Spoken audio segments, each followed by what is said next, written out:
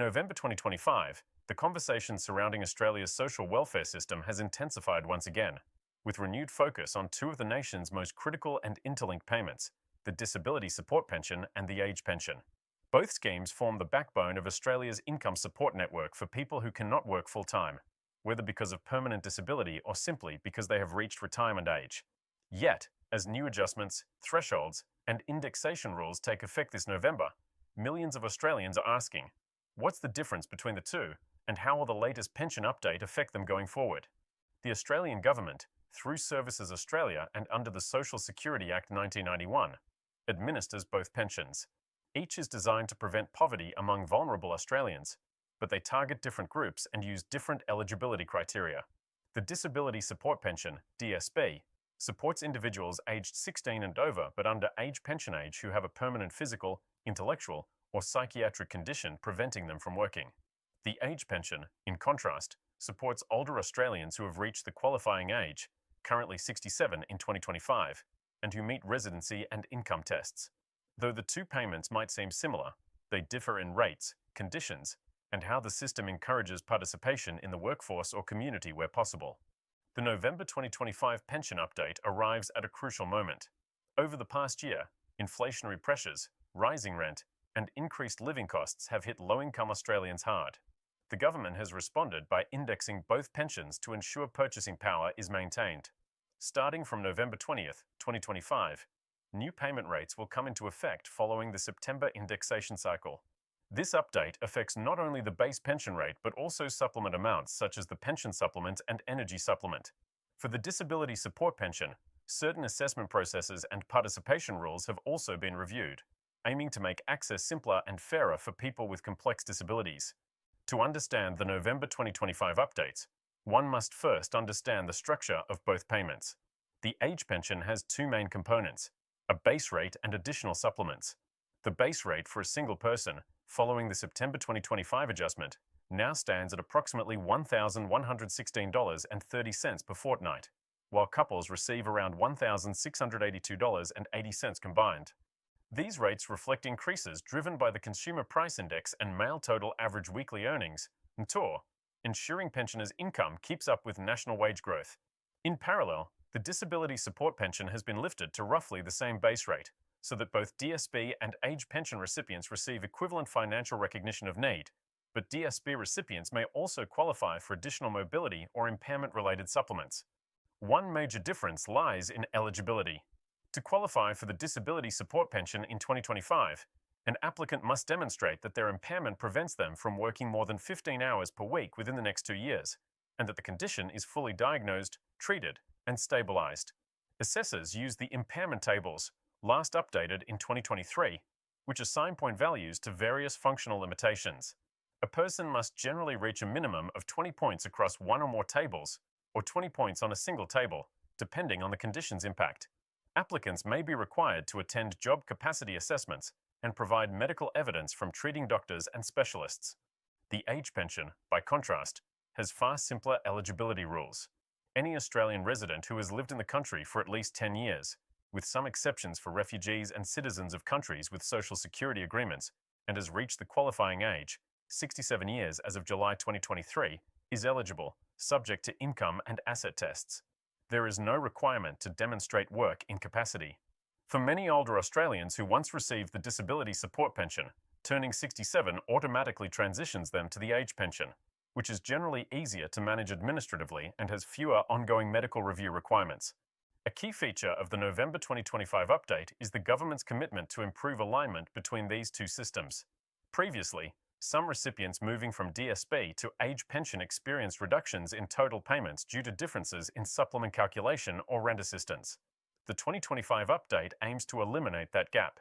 The pension supplement, which includes components such as utilities and telephone allowances, is now standardized so that DSP and age pension recipients receive identical support, regardless of their entry route into the pension system. Beyond rates and supplements, the indexation method itself has seen refinement.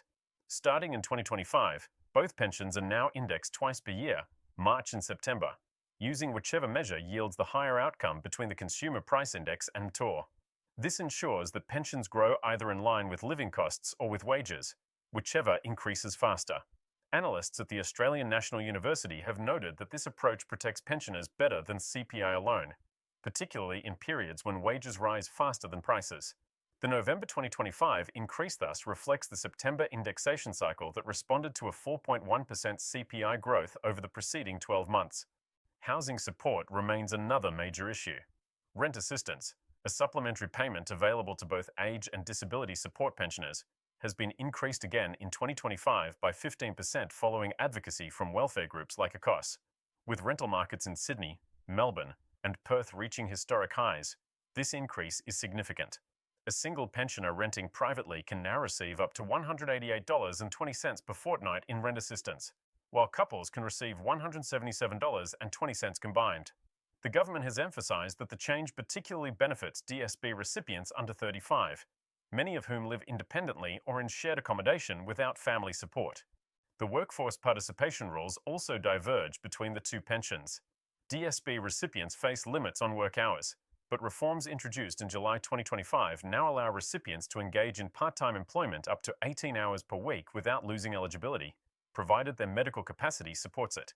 This change recognises that many people with disabilities want to work and contribute but need flexible arrangements. Age pension recipients, meanwhile, benefit from the ongoing work bonus scheme, which lets older Australians earn up to $11,800 per year from employment without affecting their pension rate. The government confirmed in the November update that the higher work bonus threshold introduced in 2023 will be made permanent, acknowledging that older Australians play a vital role in the workforce during labour shortages. Another area of comparison involves taxation. Both the disability support pension and age pension are taxable income, but most pensioners pay little or no tax due to the Seniors and Pensioners Tax Offset, SAPTO, and low-income thresholds.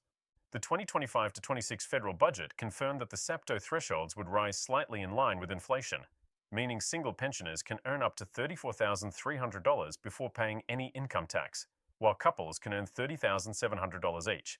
This adjustment complements the November indexation changes, ensuring pensioners keep more of their income in real terms.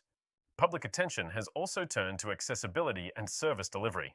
Services Australia has promised to reduce waiting times for DSB applications, which can currently take up to 6 months.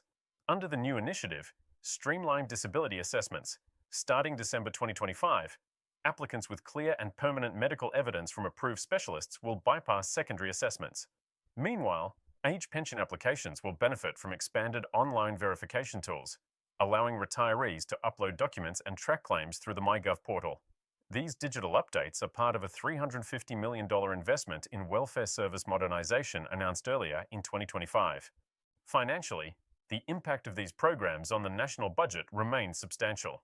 Treasury figures released in October 2025 show that age pension expenditures for the 2025-26 financial year are projected at $58.7 billion, supporting more than 2.6 million Australians. The disability support pension, by contrast, accounts for around $18.5 billion, with 770,000 recipients. Though costly, economists argue that both pensions deliver essential social stability, reduce poverty rates among vulnerable groups, and contribute to regional economies, as pension payments are often spent locally on essential goods and services. Social researchers highlight that while the financial gap between DSB and age pension is closing, the social perception gap remains. Disability advocates stress that DSB recipients still face greater scrutiny, regular reviews, and a stigma not shared by retirees on the age pension. The government's November 2025 communication campaign, Support with Dignity, aims to address that by promoting awareness that both pensions are rights, not handouts. Television ads, social media messages, and community seminars are rolling out nationwide to clarify eligibility, payment changes, and support channels. Residency rules have also been updated to maintain portability, meaning the ability to travel or live overseas while continuing to receive the pension. The government has simplified rules. DSB recipients can now receive payments for up to 28 days abroad in a 12-month period without affecting eligibility, up from 14 days previously. For age pensioners, portability remains at 26 weeks for temporary travel, with full rates continuing indefinitely for those who have lived in Australia for 35 years or more. This change reflects growing global mobility among Australians with disabilities and retirees who have family overseas. One of the most talked about differences between the two pensions is medical review frequency. Disability support pensioners are still subject to ongoing medical reviews, though the 2025 reforms introduce a new permanent condition exemption. Under this, recipients with lifelong conditions such as spinal cord injuries, severe intellectual disabilities, or progressive neurological diseases no longer face reassessment. Advocates have hailed this as a victory for common sense and compassion, freeing thousands from the anxiety of repeated reviews. Age pensioners, on the other hand, have no equivalent medical oversight once eligibility is granted. November 2025 also introduces technical improvements in how pensions interact with superannuation. As more Australians approach retirement with super balances, the government is refining the income and assets tests to avoid disincentives for saving. From the 1st of November, the deeming rate applied to financial assets has been frozen at 0.25% for the lower tier and 2.25% for the upper tier, helping pensioners keep more of their entitlements as interest rates fluctuate. This frees benefits both age and DSP recipients who hold modest savings. Furthermore, the income-free area, the amount you can earn before your pension reduces, rises to $212 per fortnight for singles and $372 for couples. In policy debates, some critics argue that aligning DSP and age pension rates could create budget pressures. However, social policy experts counter that equity between these groups is fundamental. Both cohorts face similar living costs. Disability often adds extra expenses such as mobility aids, medication, and transport. The National Disability Insurance Scheme, NDIS, covers some of these, but not all. Therefore, the November 2025 rate equalisation represents a step toward fairness. Treasury projections indicate the measure will cost $420 million annually, but will be offset by reduced administrative overlap and improved health outcomes from greater financial security. For Australians transitioning from DSP to age pension, the process in 2025 is simpler than ever. Services Australia now conducts an automatic review 6 weeks before the recipient's 67th birthday. Unless the person opts out, they are seamlessly transferred to the age pension on their eligibility date, with no break in payments. This eliminates paperwork and ensures income continuity. Pensioners receive a letter and digital notification through MyGov confirming the change, updated rate, and new concession card details. Speaking of concessions, both DSP and age pension recipients continue to receive major benefits through the Pensioner Concession Card. This card provides cheaper medicines under the PBS, discounts on utility bills, and reduced public transport fares in most states. The November 2025 update introduces automatic concession linking for digital wallets, allowing seniors and people with disabilities to display their concession status on smartphones for easy verification at pharmacies or transit gates. The pension comparison extends beyond income to broader well-being. Research by the Australian Institute of Health and Welfare, AIHW, in 2025 shows that DSP recipients report lower life satisfaction scores than age pensioners, primarily due to isolation and unemployment. To address this, the federal government is expanding community engagement grants, offering $40 million over 2 years to disability advocacy groups, community centres, and local councils to run inclusion programs. Similar social connection initiatives for older Australians, like the Be Connected program, will receive a $25 million top-up in 2026. Financial counsellors emphasise that both pensions remain below the benchmark of 70% of the national minimum wage, a threshold often used internationally to define adequacy. The November 2025 increase narrows that gap slightly, but advocates continue to push for a long-term strategy to lift payments above poverty levels.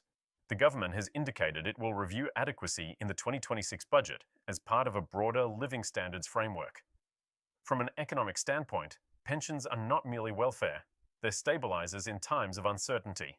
During economic downturns, pension spending supports demand, particularly in regional Australia where older populations are concentrated. The 2025 update, therefore, also serves macroeconomic goals. Treasury expects pension-related spending to contribute 0.3 percentage points to GDP growth in 2026 through consumer activity in local economies. International comparisons show Australia's pension system remains relatively targeted. Means testing ensures benefits go primarily to those in need, unlike in some European systems where universal pensions are provided. The November 2025 update does not change the fundamental philosophy but slightly relaxes thresholds to reflect cost pressures. Social policy analysts note that targeting remains politically sensitive. Tight tests can discourage saving, while loose tests increase fiscal costs. The 2025 balance, they argue, maintains sustainability while improving fairness. On the communication front, Services Australia has revamped its outreach strategy. Starting November, recipients receive personalised payment summaries explaining how their rate was calculated, what supplements apply, and when the next review is due.